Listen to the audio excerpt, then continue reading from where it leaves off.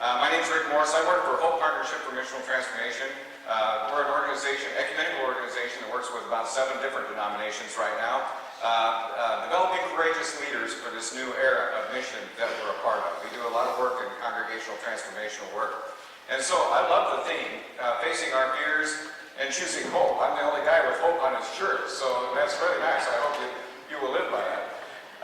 It's great to be in a presbytery that is forward-thinking, that's looking at what's going on in the world, looks what's going on in its congregations, and wants to resource congregations in working towards the future. And today I want to talk a little bit about describing how congregations get into situations where they're struggling for sustainability. I want to talk about life cycle of a congregation. I want to talk about what happens with leadership as we go through that life cycle. And then we're going to give you some homework to do in between. We're going to eat lunch, and when we come back after lunch, we're going to talk about the hopeful stuff. We're going to talk about how congregations work into a new way of being. And that it's not as scary thing as we all think it is, but we're going to be talking about theory U in particular and the progression that congregations go through as they work through transformation. Hope Partnership's been around for about 6 years now, and Hope Partnership has already worked with more than 1,000 congregations in the United States and Canada. In fact, next week I get to go work in Halifax, Nova Scotia with Presbyterian churches up there. And I got news for you. Presbyterian churches in Canada are a little different than Presbyterian churches down here. And I'm really looking forward to it. This is a congregation that is as missionally engaged as this Tabernacle Church is. It's very heavily engaged in its community. It's got a lot going on. They have developed a community resource center. They were getting ready to build, and as they started digging the foundation for their building, they discovered there was an old graveyard there, and that put things on a stop. So we're going to work with them to see about how you push through after a setback like that. So to get started, I am a Disciples of Christ minister, but I've got a good Presbyterian education. I went to a Presbyterian college in Spokane, Washington, and went to a Presbyterian seminary twice, and graduated both times, so it was a good experience for me. Congregations go through life cycles. Every human organization goes through life cycles. I was a new church planner. I started a congregation from scratch. I did a parachute drop in the Seattle area, and if anybody's been to Seattle, you know nobody goes to church in Seattle. And so it was a fun mission field to work in. The other thing that I did was intentional redevelopment work as a pastor. I had some special training, was called to do redevelopment work with congregations. I did that for a number of years before becoming a new church planter. And I also started 14 nonprofit organizations during the time that I was pastor. I've been in ministry for 44 years, and all of those nonprofits are still going today, except for one. And it had to die for a good reason. But I'm saying this to say that organizations go through a pretty predictable pattern of development. And they also go through a fairly predictable pattern of decline. Now, life cycle is never just easy up and down. Life cycle's all over the place. You're in periods of growth, you're in periods of decline. But generally, there's an overarching way in which this works. And the life cycle for an average congregation in the Reformed tradition is about 80 years. The life cycle for some other congregations that we're starting to look at now are getting closer to 67 years. So life cycle of congregations is actually getting shorter rather than getting longer. The other thing that we're noting about on the decline side is that when we look at Reformed congregations, we see the decline is happening at a faster rate now than it did even 10 years ago. The rate is accelerating to the fact that maybe in some of the denominations that we're working with, we're seeing that the rate of decline is 51% of congregations are declining at a rate of 25% or greater. And so that's pretty vociferous decline that's going on at this time. Many churches are not honest about where they are in the life cycle. They were talking about if we're going to have hope, we have to name our condition of where we are today before we can move into a new way of being. And a lot of our congregations believe that they're doing really well. And they've seen that they've gotten a few new members, they're not counting the attrition, and so as a result of that, they think they're in a much stronger position than they are. Life cycles can be prolonged at any point, but there has to be enough life left in the congregation. And so when we work with a lot of churches that call us in, they're on their last breath, they've got $100 left in the bank account, okay, now we're ready to start thinking about changing. It's a little bit too late at that point. There has to be a pulse in the congregation in order for a congregation to turn itself around. The main point that I want to do in this first morning session is to make it clear that life cycle does not have to be a predictable pattern. A congregation does not have to die. We've worked with congregations that are 375 years old, but they have found ways to adapt to their mission field as their mission field has changed around them. So congregations that get stuck and aren't able to adapt, and aren't willing to consider any kind of change, this is a predictable life cycle. But if a congregation is willing to be open to looking at that, they can do it. So, this is Life Cycle 101, and you've probably seen the bell curve before. There's a number of people that have written a lot of stuff about life cycle. You've probably studied this before. That's all wrong. This is the right way, okay? So to get started, when a church first starts, all it really has is energy and vision. I've worked in the Disciples of Christ with New Church for a number of years. We've started about 1,000 new congregations. And during that time of starting new congregations, I've got to work in the training of each of those new church planners. And I used to know my Presbyterian colleague, who used to be Philip Blatchby, and Philip was the new church guy for the Presbyterian church. And our goal as a denomination was to start 1,000 congregations by 2020. You know what your goal is? 1,001, yeah. And that's because Philip said if the disciples could do 1,000, we're going to do 1,001. So how you guys doing? I think you are. I think that's good. We're at 998. I'm just not. But the point I want to make is that every new church planner, they have new ideas about how they can go about creating a church that's going to make a difference in the world. So when a new church planner comes into a community, they think of their context as the neighborhood. When an existing pastor comes into a congregation, they often think of the context as the people that gather in that faith community. So right off the bat, a new church planner looks at the world differently than a pastor of an existing congregation, or even leadership of an existing congregation. And so all they have is passion and energy. They say, gosh, we can make a difference, we could do something different. They get excited about that. And then they start to talk to other people and they say, you know what? We could do something that would be really different. And people begin to get together and they develop relationships with each other. People get attracted by that. And they think this is a wonderful idea. And soon they start to talk to each other and they discover they like each other. And they start praying for one another. And they start sharing life together with one another. And they develop good, solid relationships with each other. Now, based on the integrity of relationships, then people start organizing program life within the life of the congregation. So, it happens informally at first, and then it gets a little bit more formalized as time goes on. Now, this isn't just churches. This is every organization. This is the process that they go through. Anthropologists will tell you, this is the way that it goes. So when they start developing a program, they'll say, you know, you sing pretty good, you sing pretty good, you don't sing so good, but you sing good. Let's get the three of you together, you come up and sing a song for us in worship, and that'll become our music. And they sing that song in worship, and the next thing they know, that was pretty good. Do it again next week. And then we begin formalizing it as a program within the life of the church. Or somebody will say, you know, I notice your kids are kind of bored during church on Sunday. My kids are kind of bored. Why don't I take them out? We'll do something that's age appropriate with children during worship service. And that becomes the beginning of the church school program. Starts informally, and it's based on the integrity of the relationships. Now, what happens if people don't like each other? They're not going to do this. They have to do it based on the integrity of relationship. After they develop a program, then somebody in their infinite wisdom, and this happens a lot, the Presbyterian Church says, we've got to get organized.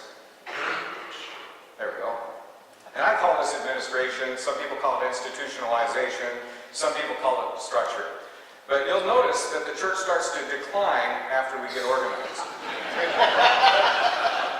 Now, one of the things that begins to happen is we start saying, okay, we've got to have Constitution and bylaws. We've got to start following the book of order. We've got to start getting officers elected, and we've got to have deacons, and we've got to have people to do this and do that. And pretty soon, we've forgotten why we came together in the first place. And so the first thing to go is energy and vision. We forget why we came back together in the first place. It says in our Constitution that we have to have 11 elders, and I can only recruit 9. All world peace is going to end if we can only get 9. And so we start working to get people to fill spots rather than thinking about the mission of the church and how that connects to the mission of the church. So the very next thing that happens is we start working for stupid things. I once worked for a congregation that had a problem, and what they had was this board meeting, and they had in their minutes, in their board meeting, or in their bylaws, a statement that said at 9:30 in the evening, the board meeting shall end. This is a board, not a session.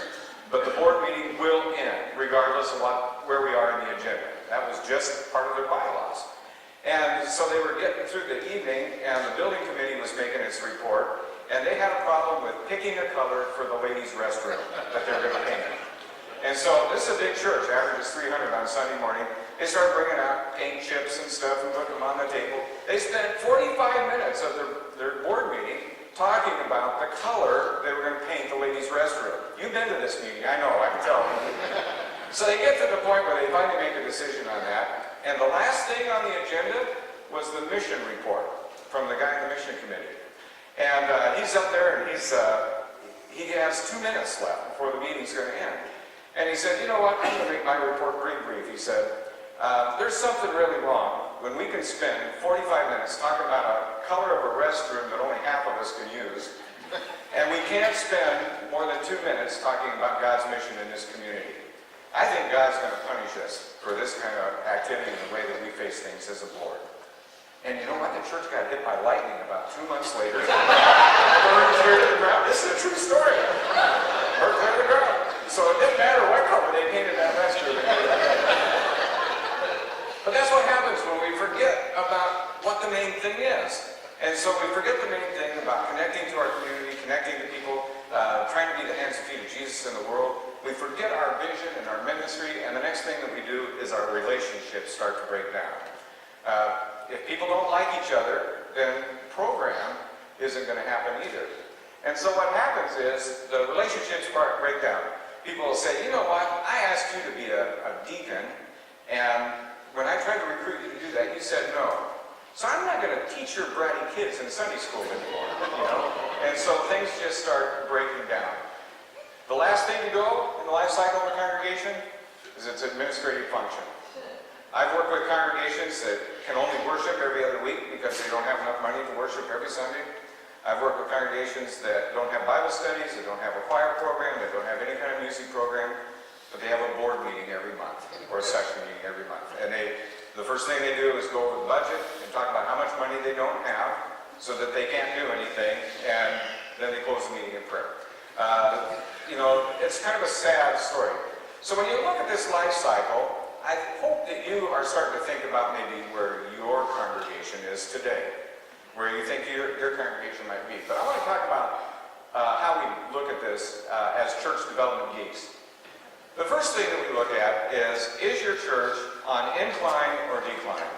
Is the church growing in participation and engagement, or is it declining? Now, you'll notice we're talking about energy and participation and engagement. Those are key words. We're not talking, is your membership getting bigger? Or is your average worship attendance going up? Because I can tell you, there's a lot of great big churches that I wouldn't give a nickel for. And there's a lot of small churches that are really highly engaged in God's mission and making a big difference in the lives of people that they touch. And so what we're looking for is engagement. So the first question you ask is, are we on the incline or are we on the decline? The second thing we look at is sustainability. And the sustainability line goes across the middle. So when our church first starts, it's not sustainable, is it? It doesn't have financial resources, it doesn't have people, it doesn't have volunteers, it doesn't have a facility usually, it doesn't have all those kinds of things. It's not sustainable ministry at the beginning.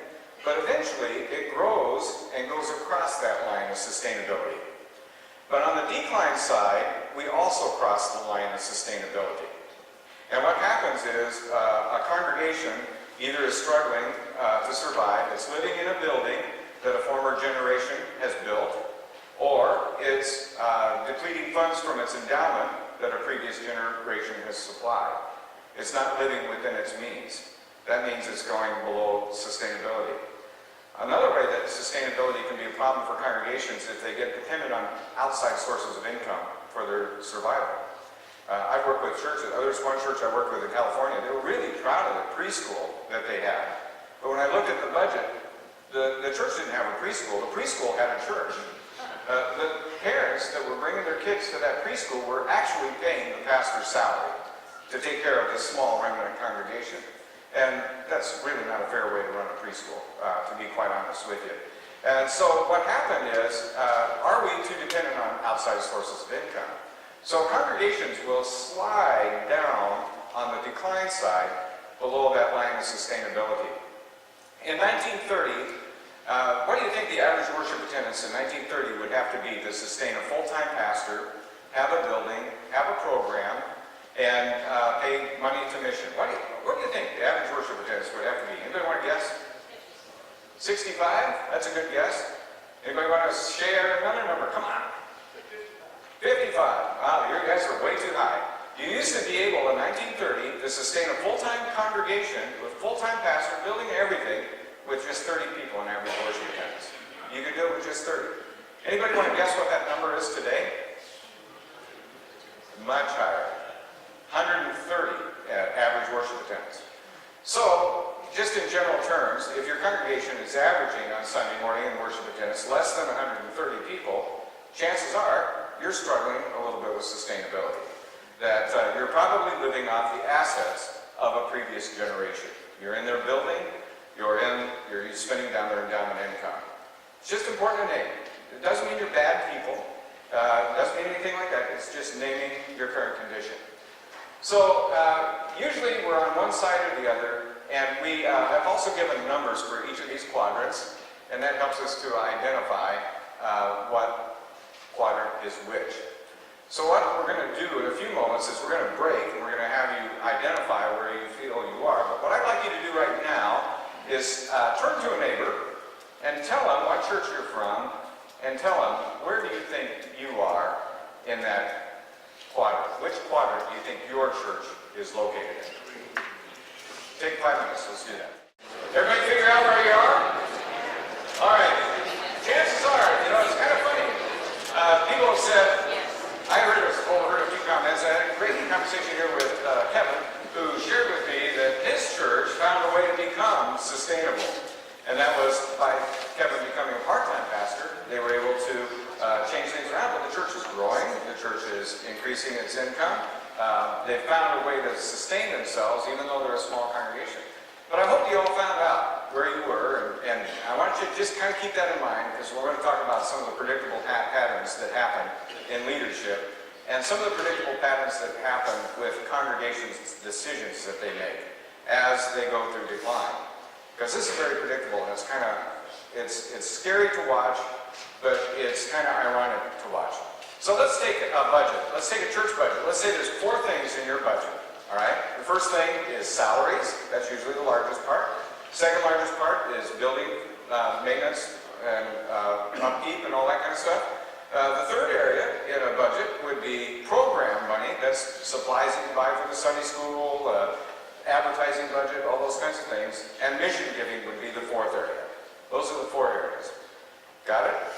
Which area, if you were running out of money, which area are you going to cut first? Mission. Right. We feel bad for mission. Incidentally, I was really pleased to see you supporting 1 great hour of sharing today. I have a son that works for Church World Service, so thank you for that. He's got a young man's job. He just spent 2 weeks going up a river and way out in the jungle somewhere in Colombia and hiding from drug lords and all that kind of stuff. It scares me to death what he does. And he was riding a boat for 2 days up this river. He stood up in the boat and it hit something and he almost fell out of the boat.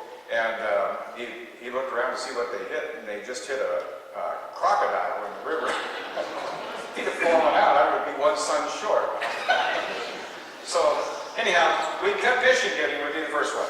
So now we've got all of our mission giving. We've got program money, building money, salaries left. What are we going to cut next? Program. Now it used to be, 20 years ago, average Presbyterian congregation would spend about 15% of its budget on program expense. That's the deliverables, materials for Sunday school, all that kind of stuff. Anybody want to guess what the average congregation spends now on program? Huh? 7%? 3? It's closer to 1.5 to 3%. Average congregation today. And so by cutting back on the program, that's the deliverables that we do to help people with their spiritual development, their spiritual growth, all that kind of stuff to help create more missionaries for the future. What's the second area we're going to cut now? We just got building and salaries left. We cut the heck out of everything else. What are we going to cut left next? You would think it would be the building, but it's going to be salaries. That's the next thing that goes. And we'll put our pastor back part-time. We'll get rid of the church secretary, or we'll keep the church secretary, but we're only going to pay her $50 a year. Things like that are going to happen. The last thing we go after is the building. And it's kind of ironic because, you know, the building is probably one of the most expensive parts of what we do in our ministry. And we need to think differently about how we do our buildings, but nobody wants to talk about that. It's kind of the big thing that nobody ever wants to talk about. I'm working with a church right now. I won't tell you where it is, but it's in Washington State. The church is 65,000 square feet, the building is. Average worship attendance on Sunday morning, 35 people. It needs $2 million worth of renovation. The sanctuary seats 1,500 people. Can you imagine what 35 people look like in that sanctuary on Sunday morning? And they insist on worshiping in the sanctuary. You've been to this church, haven't you? They had a developer come by and offer them $17 million for the property. What do you think they said? You've been there. You can do this. Okay. So the next thing I want to talk about is why do people do those kinds of things? It makes perfectly good sense to us from the outside looking at it. Most people would say, this is soul. But there's some predictable things that happen with leadership. First of all, when a church first starts to form, you get a lot of creative energy, a lot of very creative people within the life of the congregation. And I can tell you, as a new church pastor, that they're wonderful people. They're artists, they're dreamers, they're lovers. But what could be wrong with artists, dreamers, and lovers in forming an organization? What's some of the issues that you might have? What? No administrative skills. What else? No congregational support. What else? No money, yeah. So, you know, it was all right. They were the greatest people in the world. I loved being with them. But they would write things down on their calendar, but they never look at their calendar. They'd make lists of things to do, but they didn't know where the list was, you know. They're just artists and dreamers, they're lovers, they're great people creating. And so what we do as a church as we get older is we start looking for people that are a lot more transactional in their approach to leadership. And so transactional leaders will say, you know what, you're an accountant. Because you're an accountant, you would be a really great person to serve on our church board, to take care of our financial stuff.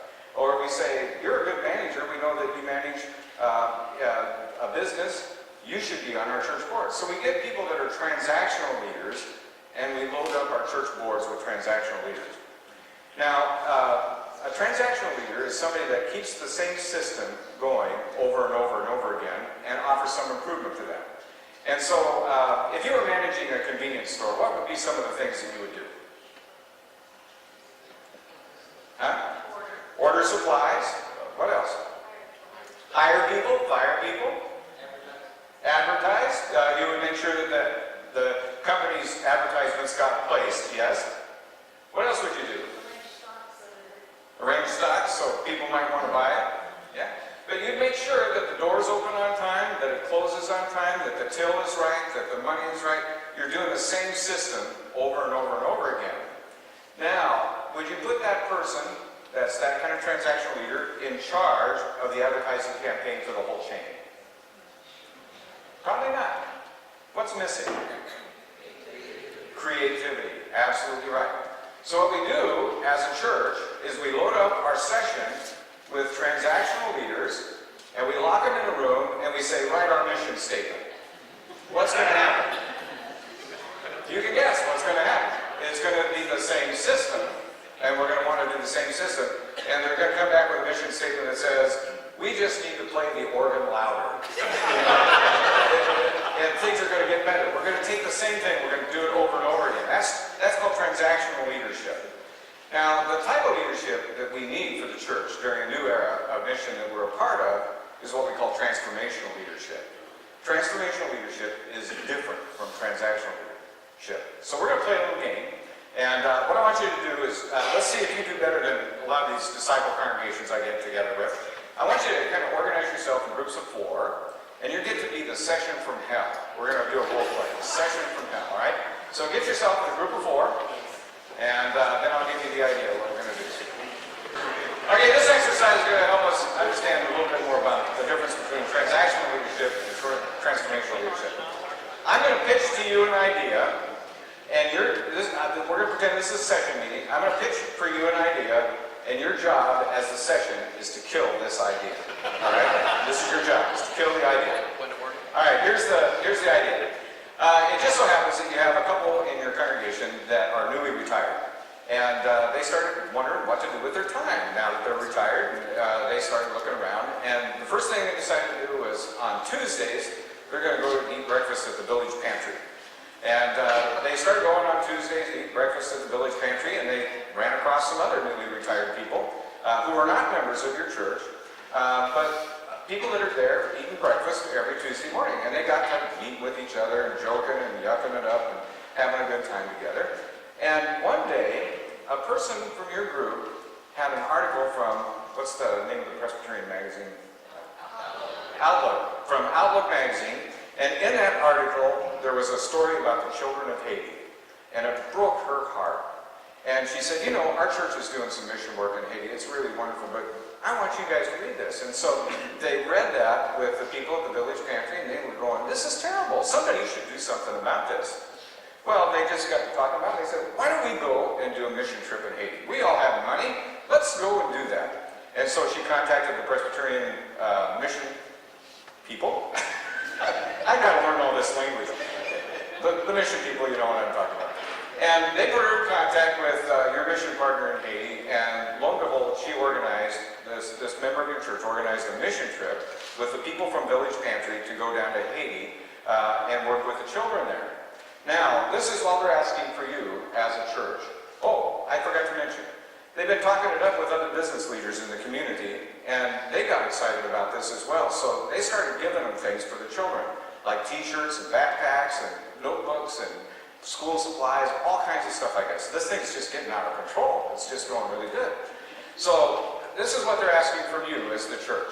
Number 1, they would like to come and meet one night a week in the church building to organize themselves around this trip to Haiti. Number 2, they want to go in the name of your church.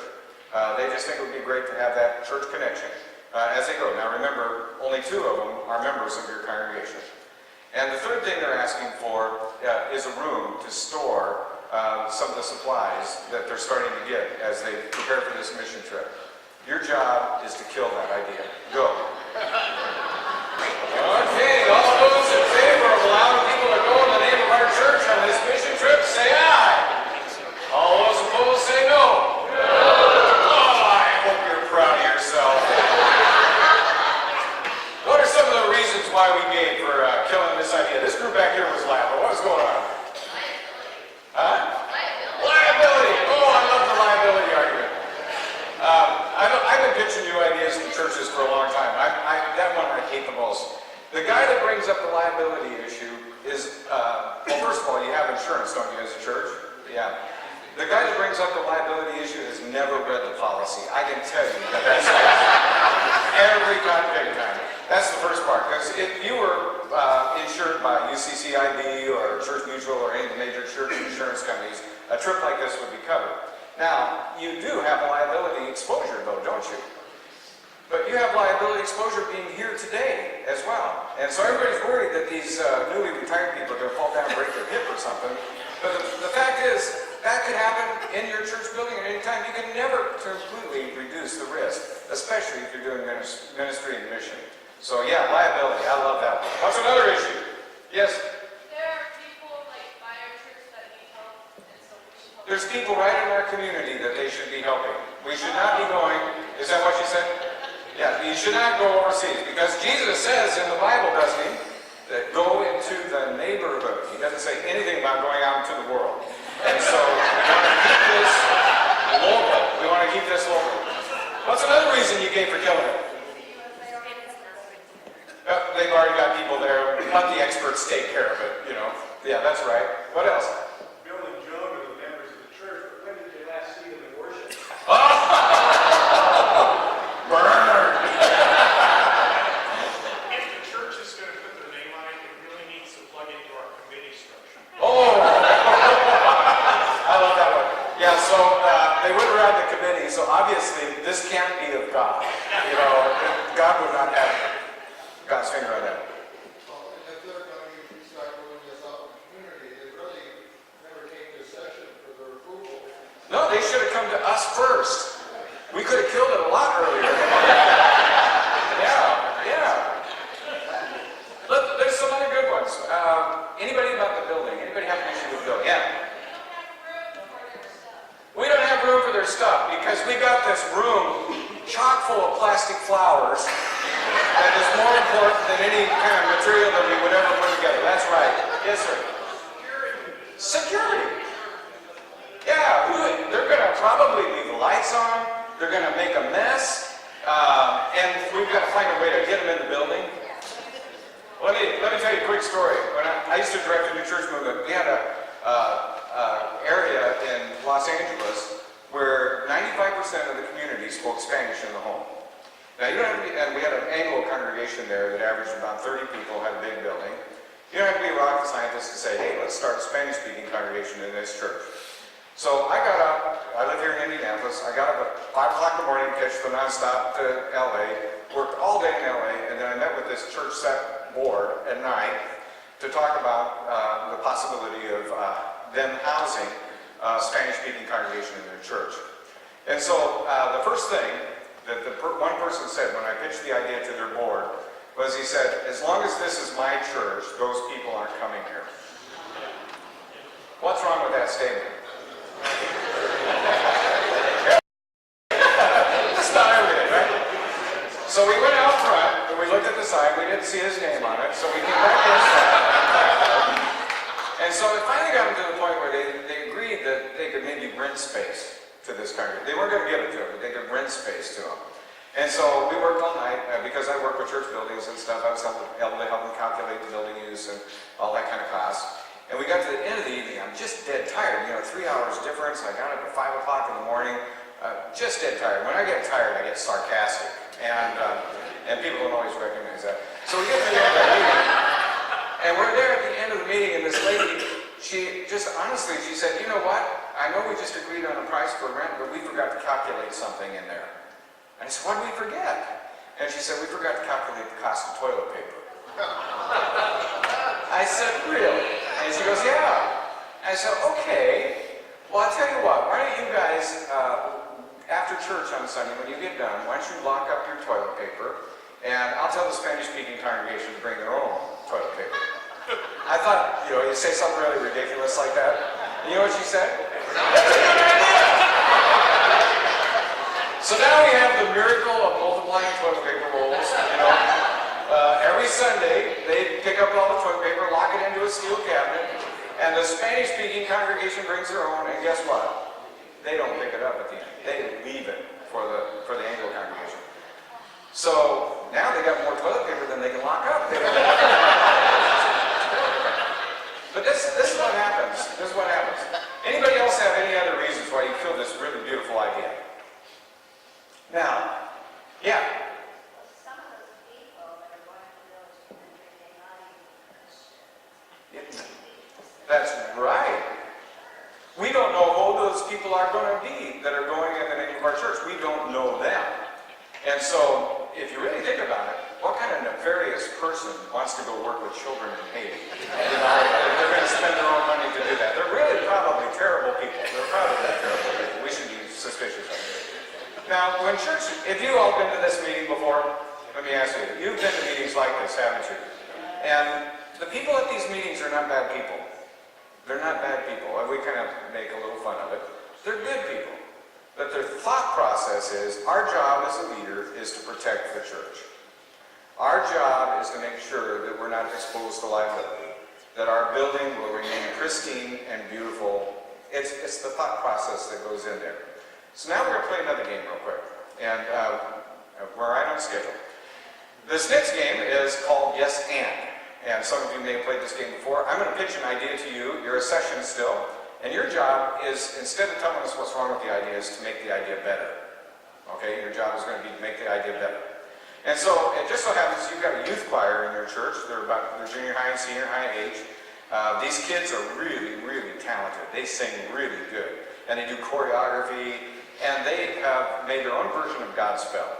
And they studied the Broadway musical and everything like that. They enjoyed it, and they do such a great job that it just moves audiences to tears at the end when Jesus gets crucified. It's a powerful, powerful statement that these kids make. And so it just so happens that a pastor from your church in Los Angeles was there and saw the kids sing their performance at your church on a Sunday morning. And they said, "Oh, we got to get these kids to LA." And so the pastor of that church has invited your youth choir to come to Los Angeles.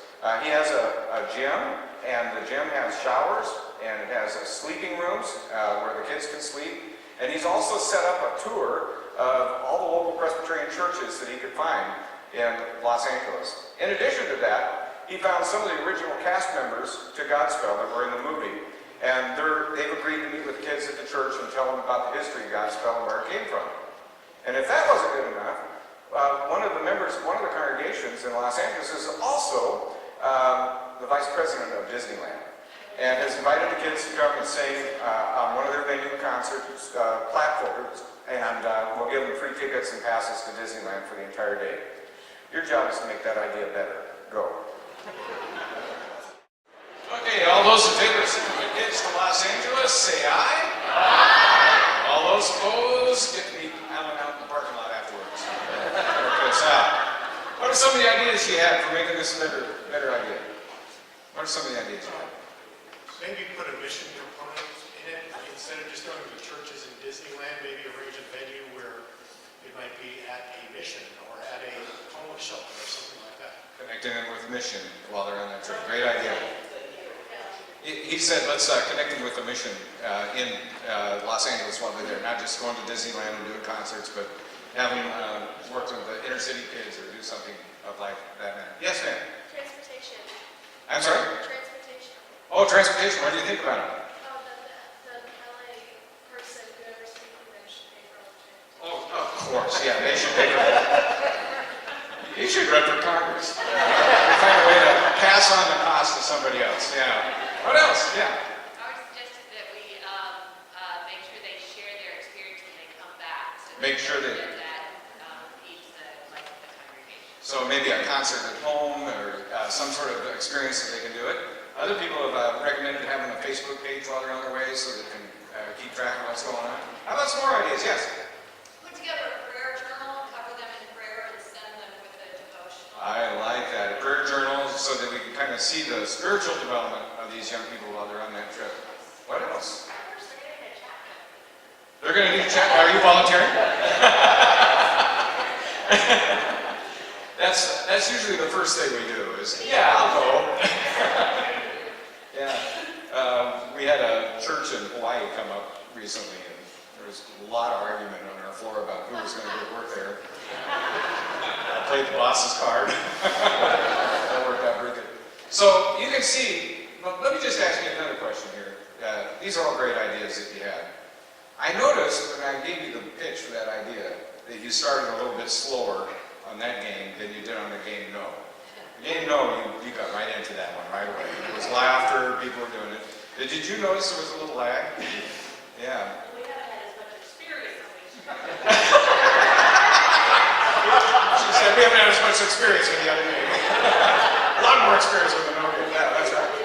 So we all kind of laughed about that, but there's something that goes on brain chemistry-wise that helps us understand this. And that is the fact that when you're playing the game No, you're working out the amygdala of your brain, which is the fight or flight. It's the fear part. But when you're playing the game Yes and, you're working out the creative side of your brain, which is the non-dominant side of your brain, which is the side of the brain that you rarely access. So when we put things before our session, we're usually going to play the game No.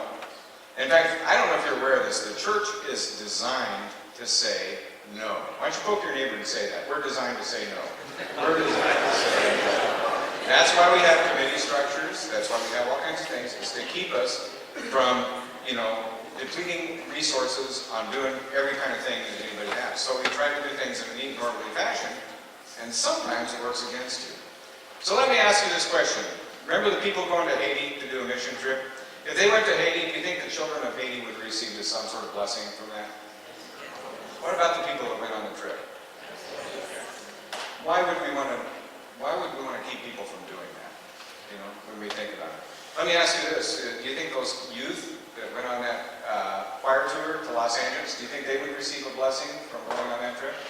Sure. Absolutely. I know it's the case because that was my youth choir from Washington State when I was a minister. And 2 of those kids became ministers. 3 of them became missionaries overseas. 1 of them became a medical doctor and is serving in Africa right now. 1 of them became a producer for the Ellen DeGeneres show. This was a powerful trip.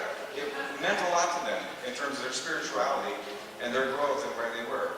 And I thank God that my church board didn't say no to that trip. And that they played the game yes and about figuring out how do we engage people to be the hands and feet of Jesus in the world. That's the difference between transactional leadership and transformational leadership. And unfortunately what we do is we honor the transactional in our churches and we don't honor the transformational. If you think about it, a lot of times when a church goes into decline, those people that are transformational leaders, those people that are creating people, they leave. And there's no room when we come up to them and we say, we've never done it before, it's not in our church policy, we can't do this. If we say no too many times to creative people, they're going to be out of the system forever. And so when a church gets into decline, and if they go down very far down this decline, we've lost that creative energy within the life of our congregation. And it's sad. So there are ways that we can recoup this. There are ways that we can turn congregations around. And there are ways that churches can transform. And the transformation that we work for, that congregational transformation is a term that everybody throws around. It has a very simple meaning. It's moving away from being a church for us to being a church that's the hands and feet of Jesus in this world. It's very simple. That's the transformation that takes place. It's about being a church for us where we vote on everything to make us happy, to thinking more broadly about God's mission and how we can connect with God's mission. So we're going to give you a little bit of an exercise. We're going to let you break into small groups. This is the question I want you to think about. One of the things that is very clear to me is that when congregations are going to transform themselves and change, they have to let go of something in order to become something new. And we'll talk about this a little bit later on, but the transformational process is about letting go. It's an act of subtraction. It's not an act of addition. And so I want you to start to think about all the things we talked about, life cycle. I want you to identify where you think your church is today as a congregation on the life cycle. What kind of things have you noticed about leadership in your church? Do you favor transactional leadership as opposed to transformational leadership? And then we want you to think about this question here. What would our church have to let go of if we were to transform ourselves into a community of faith that wants to be the hands and feet of Jesus in this world and really connects with God's mission? One of the things I think that's important for us to think about as we go into this next part is how do congregations transform? How do congregations turn the ship around? Not every church can turn the ship around. A lot of times congregations, they just want to ride that thing right into the sunset, They can see what's going on, they can see all the trends are going in a downward fashion, but by golly, they would rather die than change. And that's a choice that congregations have. But I have to tell you, one thing that really motivates me to do this kind of work is I'm just getting tired of watching churches not take the power that they have to make a difference in the world. I'm getting sick and tired of congregations that just walk the dog, that do the same program year in, year out, knowing that it's not really touching people's lives, that it's not making much of a difference in the world that they're a part of. And I just think it's so important that we begin to think about how we can take this gift that God has given us, the church, and how can we use that in a way that's going to help us become the hands and feet of Jesus in this world so that we do make a difference with our lives.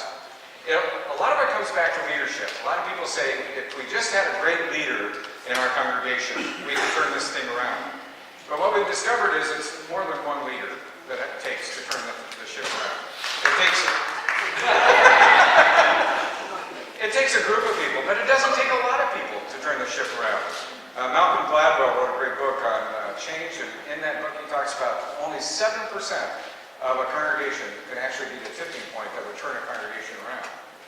got to get that 7%. And it has to be 7% that are asking the right questions, not 7% of the people that are asking the wrong questions. So I'm going to teach you, this is not included in the price of today, but there's two questions that are the absolute worst questions you could ask as church leaders. And the first question is, how do we get more people to come to our church? Have you ever asked that question before? Or been in part of a meeting where somebody has said, how do we get, we've all been there, we've all been there. Why is that a bad question? Why do you think that's a bad question? Huh? It's not about numbers. What else? It's not about us. You know, any fool could trick people to come into your church. It doesn't take much. But keeping somebody there means you have to give them something that gives them life. So the question, how do we get more people to come to our church, isn't really the right question to ask. Another terrible question is, how do we get more money? Have you ever had a meeting where you talked about that? How do we get more money? Those are really terrible questions because what they do is they lead us to thinking technically. They lead us to thinking about the church as an institution that needs to be supported by the world outside. And what's worse, and what's antithetical to the gospel, is it's about getting people to come to us. I don't see that word in the Bible. When we look at Scripture, it's about us going out into the world. And one of the things is, the difference between a church and any other organization on the face of the planet is, the church does not exist for the comfort of its members. We just don't exist for the comfort of our members. We exist for those outside. And so as long as we as leaders are thinking about the fact that we're trying to make a church that pleases us, then we're not really creating the church that is going to make a difference in the community and in the world. We're making a good church for us, but we're not making the church that makes a difference. Does that make sense to anybody? I don't know if that's preaching to the choir or what on that. I'd like to talk about the transformational process. One of the things that's been interesting to me is that I always thought transformation was an act of addition, but it's really an act of subtraction. And I was taught this by a guy named Otto Scharmer. Has anybody read Otto Scharmer before? Nobody. One guy. Yeah, Bob, thank you. So, one of the things Otto Scharmer has written about, Otto Scharmer is a German theorist for MIT. He works for MIT, which means he's a brainiac. And not only is he a German theorist, he's a Buddhist. So, you have to do some translation when you read him. But when he talked about Theory U at the very beginning, I read that book and I said to myself, my God, this is the story of human redemption. And this is the story of redemption in the Scriptures and how people change their lives and how people turn things around. And so it's a great model to look at. So the first thing that he would say is that for you to change your life, you have to claim your current condition. You have to name who you are. So if you're an alcoholic, what do you have to let go of in order to turn your life around? Alcohol. What else? What? I'm sorry? That kind of stuff? Yeah, what else? Friends? Sometimes the behaviors, sometimes the things that lead to thinking. You know, what they call stinking thinking and stuff like that. Can you just switch to beer and transform your life? No, you can't. You've got to let go in order to become something new. And I know people that are alcoholics that have had to actually move from one community, get a whole new job, a whole new life, in order to keep their sobriety, you know, because it was just that hard, that big a change. So when we think about the biblical story, it's about letting go to become something new. The Bible is full of nothing but transformational stories. And in all of those stories, it's about people letting go of something to become something new. So think about this for a minute. If you were a slave in Egypt, what did the children of Israel have to let go of in order to get to the promised land? What? Cucumbers. What else? What else did they have to let go of? I'm sorry? Bread, yeah. They had to let go of a meal. They knew they had meals. They knew they could eat. They knew they had a roof over their head. They knew they'd get a whipping if they didn't lift that brick. You know, they knew what their life was like. They had to leave their certainty to go to a place of uncertainty. It was about letting go in order to become something new. Abraham and Sarah, what did they have to let go of in order to become father and mother of a great new nation? Their family, they had to let go of some of the livestock, they had to let go of some of the wealth that they had, and they moved from the place of comfort to a place of the unknown, which became the promised land. Sarah later has to let go of the idea that an old woman can't give birth, that she could have a child. You know, you go on down through the scriptures, you find that. Remember what Jesus had to let go of in order for us to have eternal life. His own life. There could not have been a resurrection without a death. You know, you have to let go of something to become something new. Remember the rich young ruler that comes to Jesus and he says, what do I have to do to have eternal life? What did Jesus say to him? Give away all you have, sell it, and follow me. Did he do it? No. So why in the world does the church think we don't have to let anything go in order to have new life? Why is it that we think we can just keep adding layer upon layer upon layer of tradition and become something new? It's not a part of the story that we tell. It's not a part of being an Easter people. And yet there are churches today that still insist on organ music being the only form of music that's acceptable for worship. Now I'm probably going to step on some toes here, but I want to just say, I'm a classical organist. I studied organ for 4 years in college. I used to tune pipe organs. I love the organ. If you look at my iTunes, I have organ music on here. I like organs, okay, so don't shoot me. I also know that when I go to Best Buy and I look at music, there is no bin with organ music in it. And I also know that if there was a bin, there wouldn't be people lined up to buy it. Am I right? It's not a popular form of music. Do you know where Christians first heard organ music? Bars. Everybody says that. Every time I ask that question, they go bars. I know where you guys say that. No, they heard it in the Colosseum in Rome when they were being fed to the lions. You know, the ancient Romans had an instrument called the hydra voice, and it was I could just see it. Some guy playing organ music. Guy getting his arm ripped off. You know, that's where Christians first heard organ music. The reason the organ became our liturgical instrument was because when we built cathedrals and large worship spaces, it was the only instrument in that era that was loud enough to project and to lead singing and worship in those large spaces. It's not the only instrument that can do that now. We have other instruments that do those kinds of things. And I think the 150th Psalm makes it clear that, you know, we are to use everything that has breath to praise God. And so there are churches, though, that will go to the mat over the organ music. And will say that, you know, this is the only form of music that is at all acceptable in the eyes of God. I don't think God cares. So I think the other part is that we have to think about the fact that sometimes we have to let go of old ideas in order to become something new. And not just put all of our eggs in one basket. I hope you play organ music. I hope you are paying your organist good money. I don't want to do anything like that. So the transformational process, first part of it is naming your condition. It's about saying who we are, and it's about saying it honestly. In a lot of the services that we work with in Whole Partnership, we work at doing assessments of congregations to help them get a clear picture of their life. And we look at 12 different areas in terms of the congregation's life. Why do we choose 12 areas? It's a holy number. It's a Bible number, so we use that. The second thing that we look at is redirecting the focus of leadership. If leadership of a congregation is really stuck on how do we get more people to come to our church, we're not going to get anywhere with that congregation. And so we try to work with congregations to help them reorient themselves about what the purpose of being a leader in the church is. It's not to protect the church. It's not to make a church that makes Aunt Gladys happy. It's about a church that lives for the sake of others in the world, and that's making a difference. So what we do is help congregations shape different kinds of questions for the leadership of the congregation, and to create an environment where creativity is now welcome again back in the church's system. The third thing that has to happen is we have to name the things that we let go of. How many of you really hated that letting go conversation that we had this morning? Nobody really hated it? Yeah, it was kind of hard, wasn't it? It's kind of hard. Because what happens is the church is obviously a good place for me. I wouldn't be there if it wasn't a good place.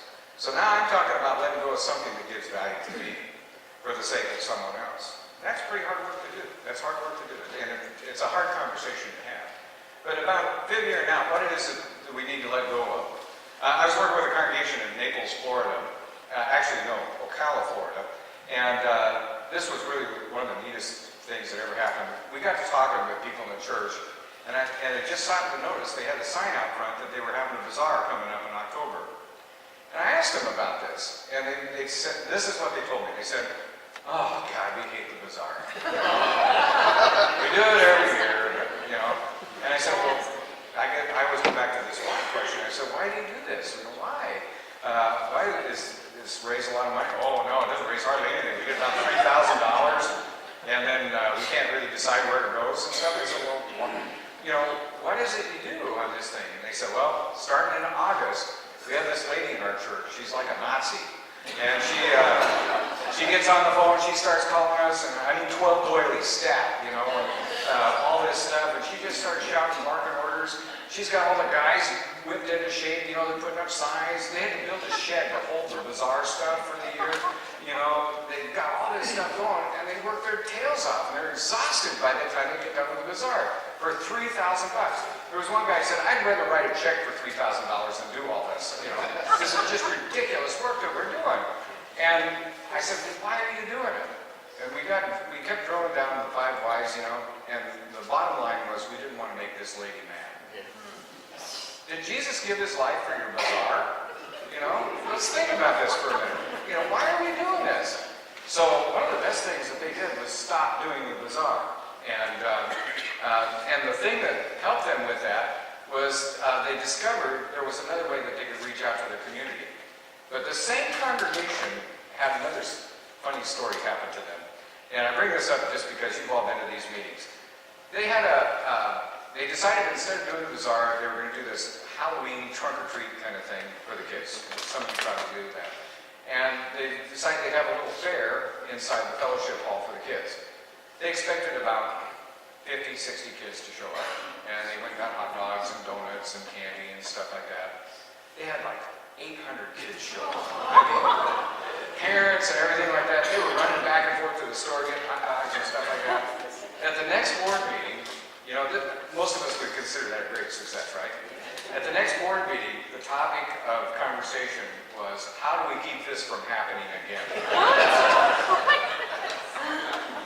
Seriously, you guys had this tremendous success and you don't want it to happen? Oh no, we just want to make sure we have plenty of hot dogs so we don't have to go back. No! You know, you want to be open for chaos. So that's about letting go.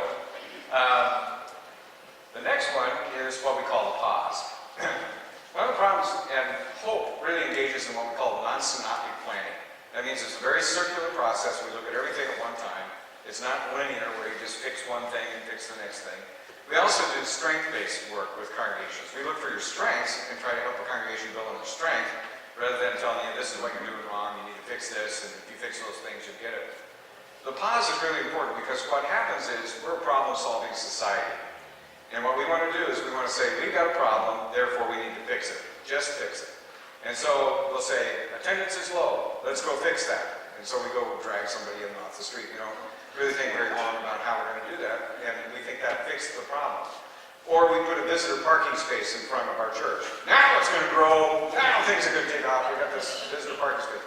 So the pause is really important because what happens in the transformational process is a person needs to take a long time to consider all the things that are going on. Because if we don't take enough time to look at our whole picture, what happens is we jump to conclusions about what we need to do next. And oftentimes when we jump to a conclusion, we're wrong. We make assumptions of things that just aren't really true. So for example, I worked with a congregation. They said, you know, what we need is more young people in our congregation. Have you ever had this conversation? We need more young people in our church in order to make things better. Well, you get drilling down on that and you ask them why, and you find out we need young people to come to our church so we feel better about ourselves. Because that means they're evaluating. You know, we're not going to change anything in worship. We're going to still sing Old Rugged Cross and every verse, and they need to come, they just need to learn to sit there and love it with us. You know? And so we're not willing to make any changes. So if that's the case, why do you need young people in the life of your congregation? And one church I worked with, they said, you know, in the 70s we had a lot of youth. And I said, well, what's different today than what you had in the 70s? Well, in the 70s we had a youth minister. Oh, we're going to hire a youth minister. So they go off and they hire a youth minister, and they're still grouchy people. Guess what? They didn't get any youth. You know, it didn't work. They spent a lot of money on something that didn't work out. So it's about taking the time to go through a process in order to get there. After that, then we begin to crystallize ideas.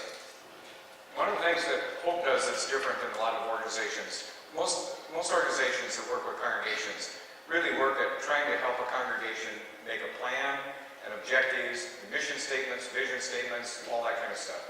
We work through stories and metaphor. And the reason we work through stories and metaphor is because stories are a lot more memorable. If I was to ask you about the story of the church in Seattle that had 65,000 square feet, you could probably not tell me how many square feet it was, but you could say there was a church with a big building that got offered $17 million and they wouldn't take it. You know, that part you would remember. So stories are memorable, and people can remember it. And we build off of stories capacity for congregations to work into the future. It's a far more effective means of doing that, and that's how we crystallize the process. And then finally, at the end, we start prototyping. There comes a point where a church has to stop talking and start doing something. And this is something that's interesting. Churches will spend 2 hours talking for every 1 hour of mission they deliver. And it's unfortunate the way in which we spend our time with our lay leadership of our churches. We spend too much time planning, not enough time actually doing. And so one of the things that's interesting, I worked with a church one time in St. Louis.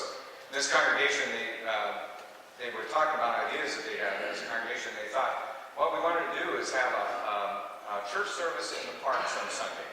We're just going to do a church service in a park, and anybody that's in the park can come and go to it. I said, that's a great idea. How long have you been talking about it? They said, 2 years. We've been planning this for 2 years.